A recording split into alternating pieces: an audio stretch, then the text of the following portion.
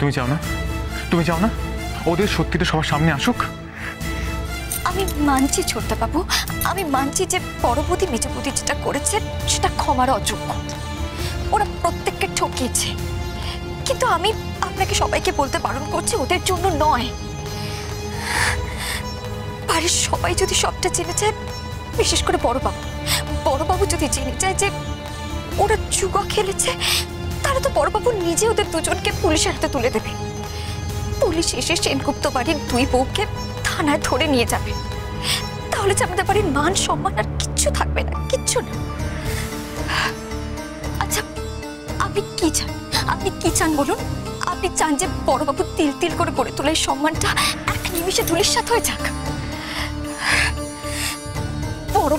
বড়মা যখন মন্দিরে পুজো দিতে যাবে, তখন সবাই বড়মার দিকে আঙুল তুলবে, বলবে যে ওই দেখো ওনার দুই বৌমাকে পুলিশে ধরে নিয়ে গেছে। আর বড়বাবু যখন বাজার করতে যাবে, তখন সবাই বড়বাবুকে দেখে হাসাহাসি করবে, বলবে আপনি এতদিন ধরে এত সম্মান নিয়ে বেঁচে এসেছেন, অথচ আপনার বৌমারা এরকম। এই বয়সে এসে উনি এতটা অসম্মান কি করে সহ্য করবে ছোটদা বাবু, কি করে? আচ্ছা, আপনি আমাকে বলুন না, ওনাদের অপরাধটা কোথায়? ওনারা কি অন্যায় করেছে? ওনারা কেন সহ্য করবেন এত কিছু? বলুন কেন?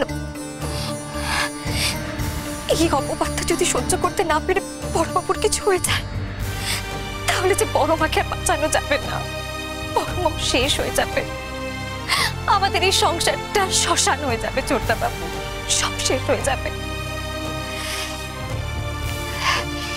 এবার আপনি বলুন, আপনি কি চান? আপনি সত্যিটাকে আড়াল করতে চান, নাকি সত্যিটাকে সবাইকে বলে দিয়ে আমাদের সংসারটাকে শেষ করে ফেলতে চান? আপনার ভালোবাসার মানুষগুলোকে মেরে ফেলতে চান? আপনি বলুন, আপনি কি চান?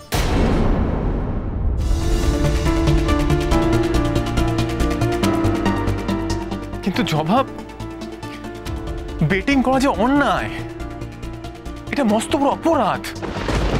আমি মানছি তুমি মা বাবা বাড়ির সবার কথা ভাবছো, কিন্তু জবা, তুমি নিজের কথা একবারও ভাববে না? তোমার সাথে দিনের পর দিন যে অন্যায়টা করেছে ওরা, তুমি সেটা ভাববে না? তুমি কোন ধাতুতে তৈরি জবা?